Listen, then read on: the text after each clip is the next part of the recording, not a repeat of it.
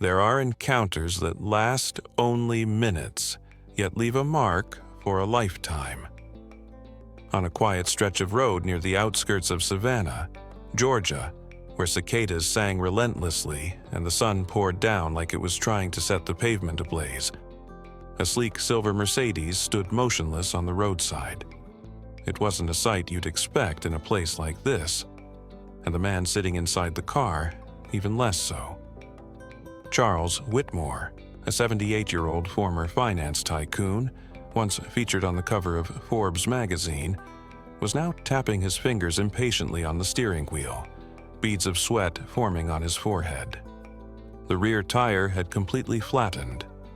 No cell signal, not a single soul in sight. He was used to snapping his fingers and having problems disappear, but today, in the suffocating heat and helpless silence, Charles felt, perhaps for the first time, small in a world he used to command. Then, from the distance, a figure appeared. Not a tow truck driver, not one of his bodyguards. A young boy, around 13 or 14 years old, dark-skinned, wearing a faded t-shirt and worn-out sneakers, was walking along the grassy shoulder.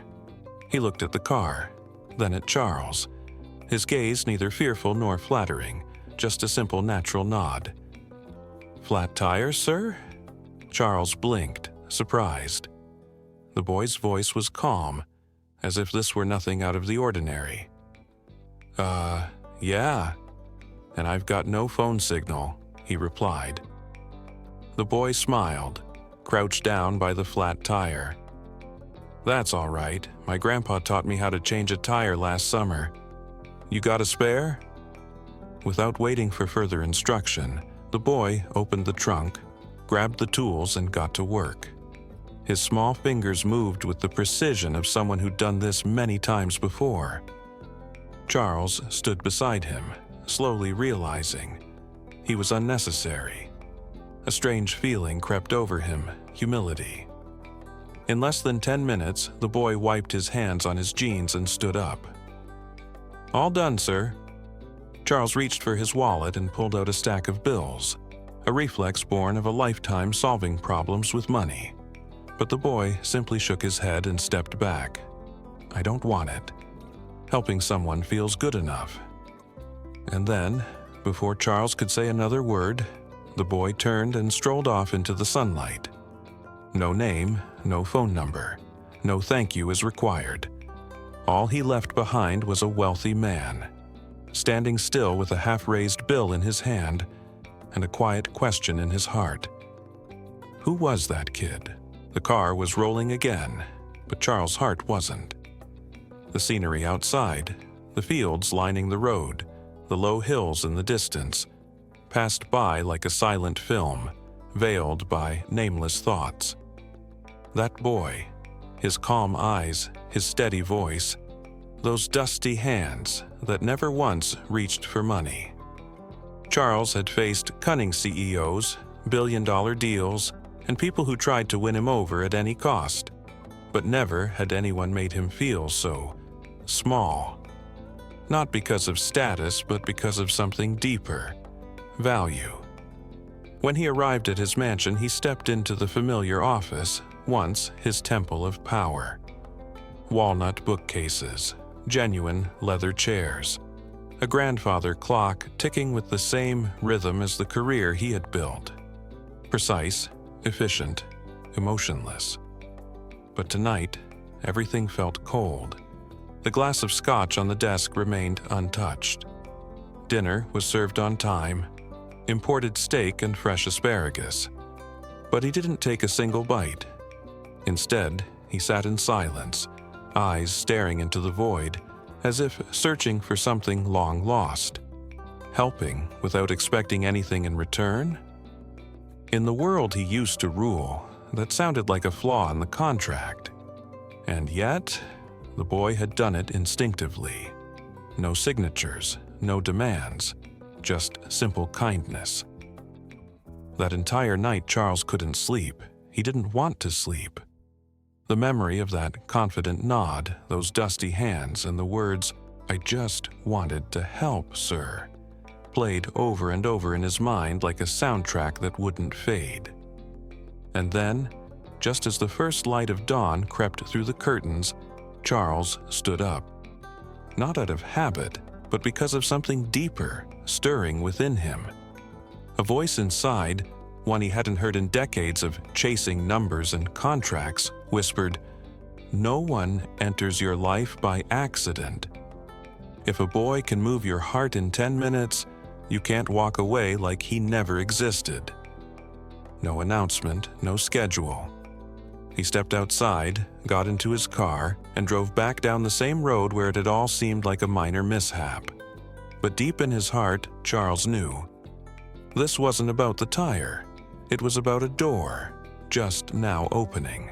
On the journey back to that quiet road, Charles Whitmore wasn't exactly sure what he was searching for. A name? A thank you he hadn't had the chance to say. Or perhaps he was chasing something far more elusive. Something that neither fame nor fortune had ever been able to fill. He stopped at a small gas station, then a roadside diner. Each time he retold the story. A young black boy, maybe 13, wearing a worn-out t-shirt and scuffed shoes, smart and kind, he was met with puzzled looks and gentle shakes of the head. Until, at a small coffee shop on the outskirts of Millfield, a middle-aged woman wiped her hands on her apron and said, "Sounds like you're talking about Jamal Carter. He's always helping strangers, lives with his mom down on Magnolia Street." Jamal.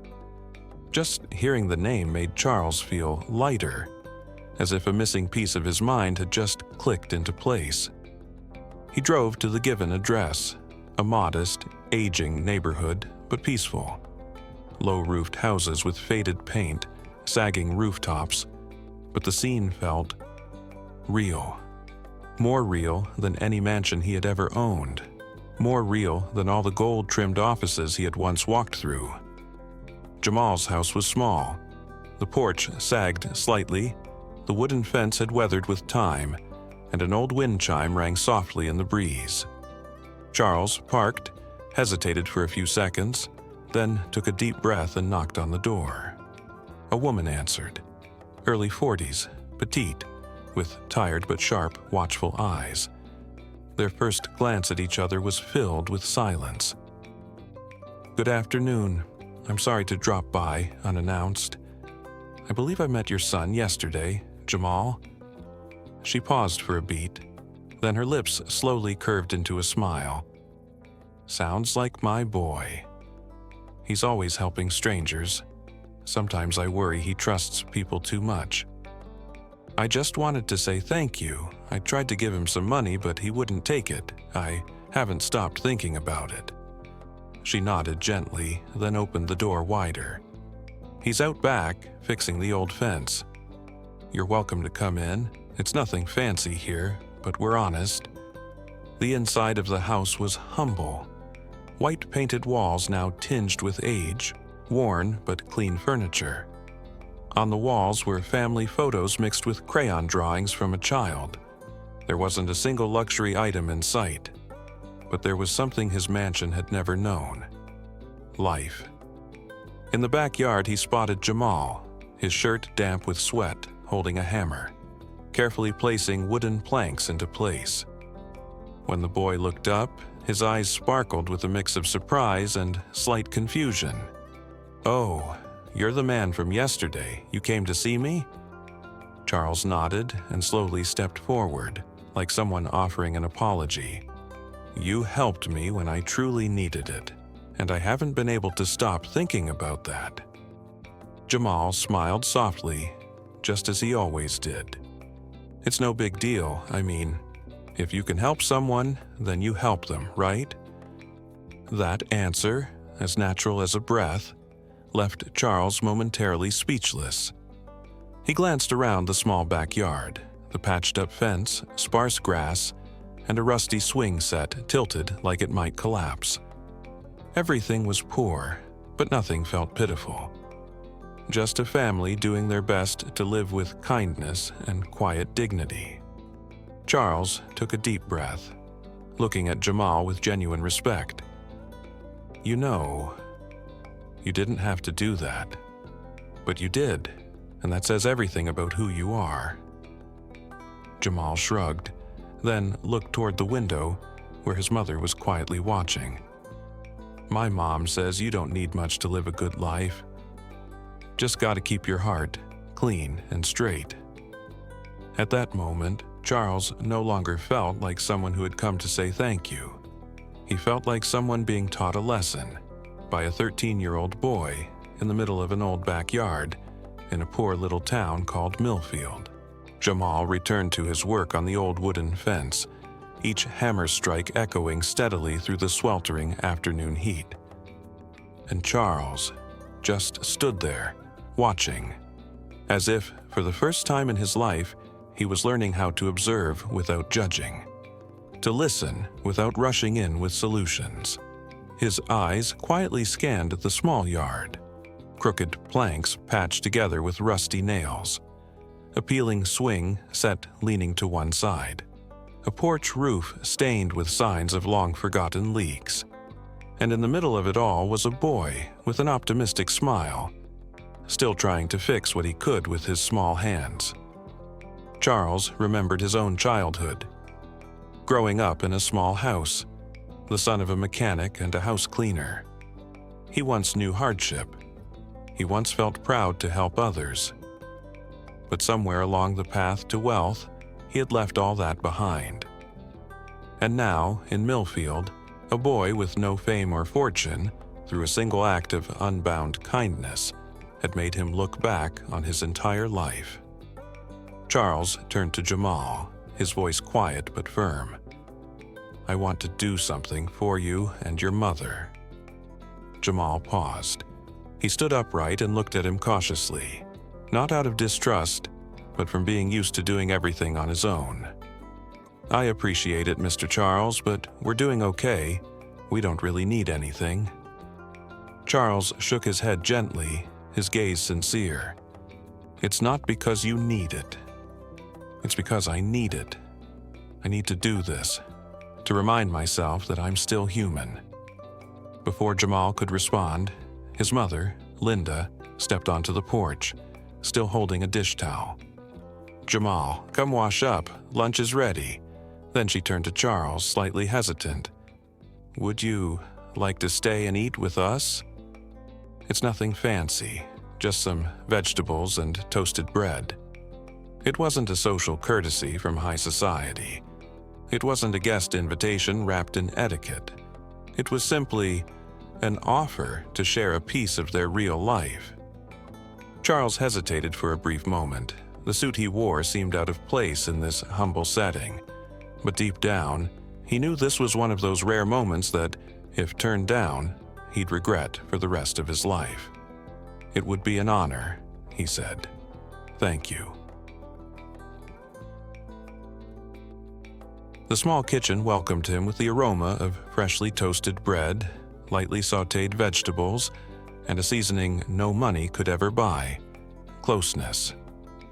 The table was set neatly with mismatched plates, glasses of water placed beside folded napkins. No silverware, no wine. But there was Jamal's gentle laughter, his mother's affectionate gaze, and stories about school, neighbors, and simple dreams. Charles sat there, speaking less and listening more. Not to judge, but to understand. The boy wanted to be an engineer. Not for fame, but to rebuild this home for his mother. His mother spoke of their community. Poor, but never ashamed, small, but resilient. After the meal, as the three of them cleaned up together, Charles turned to Linda, his eyes filled with emotion. "You've raised a remarkable child. He has a heart that many of the wealthiest people out there will never possess." She smiled gently, her eyes reflecting both gratitude and fatigue. "We don't have much, but we have each other, and we've learned to value the little things." Charles said nothing more, but inside him, something had settled with finality. He would not leave this place empty-handed. Not to rescue, not to donate, but to repay a debt of the spirit, one that a boy had paid for him through the purest act in this world, helping without expecting anything in return. That afternoon, as Charles Whitmore left the small house on Magnolia Street, he didn't look back. Not because he wanted to forget, but because he had made a decision. The next time he returned, he would bring hope with him. The next morning, in his private study at the mansion, Charles opened his contacts, something he hadn't done since retirement. His first call was to Greg, an architect who had once designed a luxury resort in Florida. The second to Tanya, his most trusted project manager from the days he ran his empire. Then came a few more calls to contractors, electricians, and interior specialists. I need to renovate a small house in Millfield. No, not as an investment, it's personal, and I want to begin as soon as possible. Within 3 days, the first pickup truck rolled in. A week later, a full crew was on site, complete with detailed blueprints and building materials stacked neatly at Jamal's doorstep. That morning, the Carter family opened their door and froze. Charles stood in the yard, clipboard in hand, smiling not like a former Wall Street titan, but like a nervous apprentice on his very first day. "I know this might feel like too much," he said, "but I didn't come here to help. I came to give back what I received from your son." Linda's voice trembled, her eyes already welling up. "We've made it this far without anyone's help. We've been fine." Charles replied softly, "You haven't just been fine. You've risen above. But what Jamal gave me awakened a part of myself I thought was long gone. Please allow me this chance, not to change your lives, but to restore my own." Jamal stood in silence, eyes wide, not out of fear but disbelief. He had never seen an adult so humble. In the days that followed, the house became a small construction site. The old porch was removed and replaced with new timber. The roof was reshingled, and the windows were upgraded to heat-resistant glass. The backyard, where the swing once tilted dangerously, was now paved and fitted with a brand-new, sturdy swing set, gleaming under the morning sun. Jamal wanted to help, sweeping nails, hauling planks, asking questions non-stop. Charles chuckled and told him, "Your job is to be a kid and enjoy the things we adults forgot to appreciate." But Jamal couldn't just sit still. One afternoon, while workers were measuring wood for the new porch, he approached an older carpenter named Joe. "Sir, how do you make sure these are all even?" Joe laughed, handed him a tape measure, and said, "Trying to learn the trade, huh, kid? Here, I'll show you." From that day on, Jamal was rarely seen away from the site. Every cut, every nail driven became a new lesson, not just in construction, but in belief. He believed that he could change something with his own 2 hands. From a distance, Charles watched him, eyes quiet, heart full. And inside, he stirred something beyond words. Not the pride of someone who gave, but the gratitude of someone who had been given a second chance to reconnect with the part of himself that was once lost.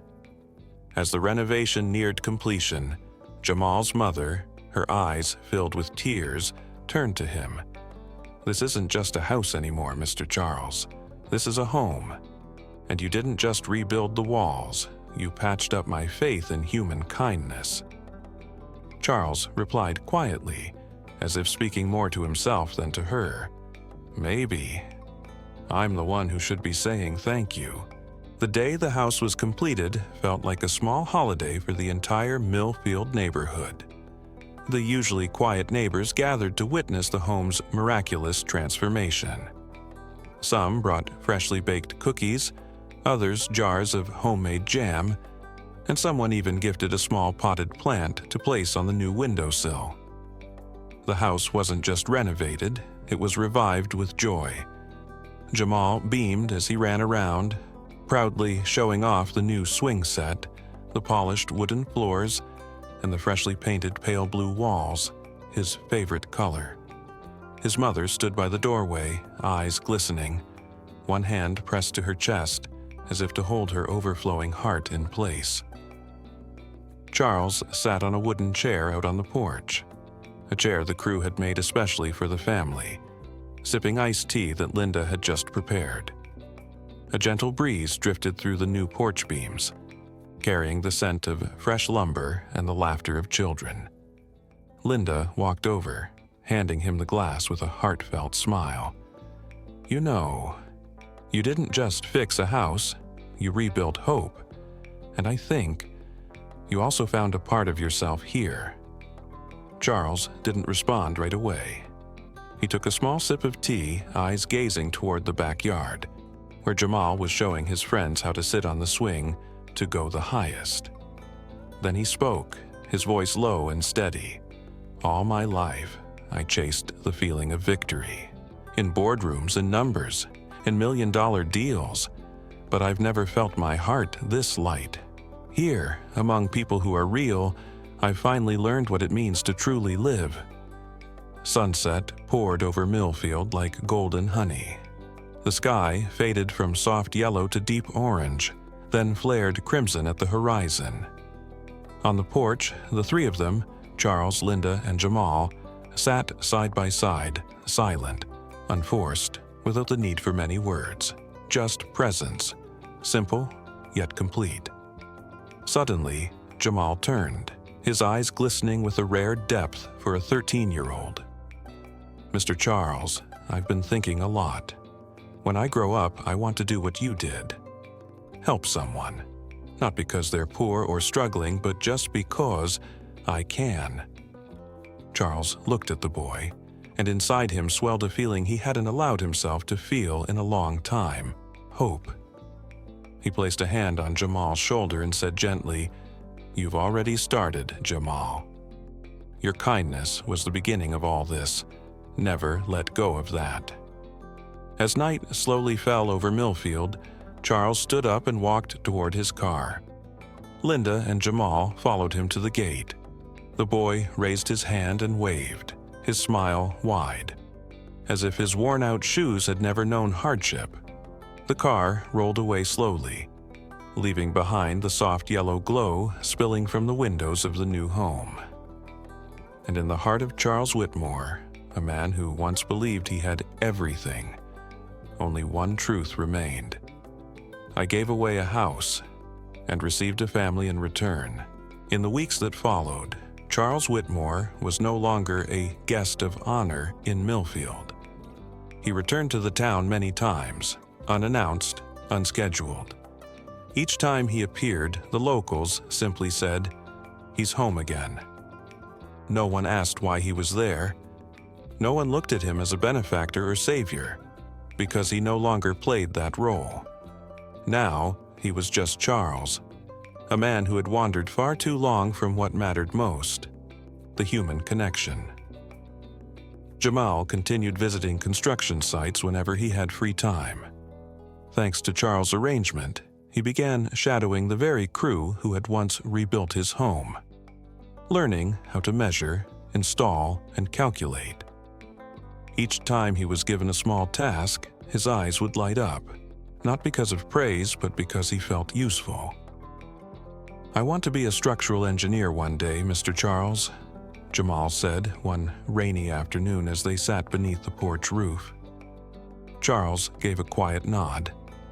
"And I'll be here whenever you need someone to believe in that dream with you." One late afternoon, Charles wrote a letter, not to anyone else but to himself. In it, he penned, "The day I met Jamal, I thought I was being helped with a flat tire. But in truth, I was the one who was deflated in spirit and faith and belief in people. And somehow that boy filled my heart back up with nothing more than an unnamed act of kindness." The story began with a minor roadside incident. A millionaire stranded in the heat of July beside a car that wouldn't move. A young boy appeared, helping without reason or reward. And from that simple act of goodness, everything changed. A house, a man, a future. That day, Millfield gained more than just a newly rebuilt home. It gained a repaired heart. A foundation was laid for a dream. And an old man who, for the first time in years, knew he was finally living right. Because life isn't measured by what you have, but by what you're brave enough to give. And sometimes, the thing that changes a life forever starts with nothing more than a boy, a flat tire, and a nameless act of kindness. If this story touched your heart, don't forget to hit the like button to help spread this message even further. Share your thoughts in the comments below. Cao Vang reads and treasures every word. And most importantly, subscribe to your channel name so you never miss another human story like this one. Because you and I, together, we are changing the world, one video at a time. See you on the next journey.